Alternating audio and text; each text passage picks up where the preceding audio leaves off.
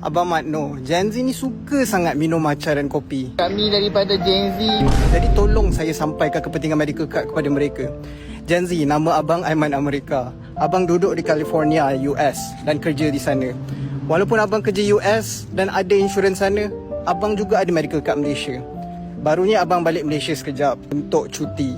Nak dijadikan cerita, abang cedera, putus ligamen lutut sebab aksiden.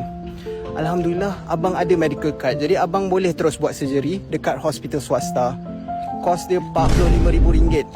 Tapi 1 sen pun abang tak keluar. Abang Aiman tak tipu. Abang janji. Janjilah. Dapat rawatan pantas, berkualiti, selesa. Ward bilik seorang lagi, single. Kalau kata abang kena buat dekat Amerika hari tu, abang memang akan kena bayar $1,000. Walaupun dah ada insurans. Masa korang Gen Z muda ni lah dan tak ada penyakit, masih sihat, medical card ni bagus dan murah. Abang-abang kakak-kakak Gen Z, tangan kunyit, gelang lipan. Tangan kunyit, gelang lipan tebal tu. Tolong pesan ke adik-adik Gen Z kita ni.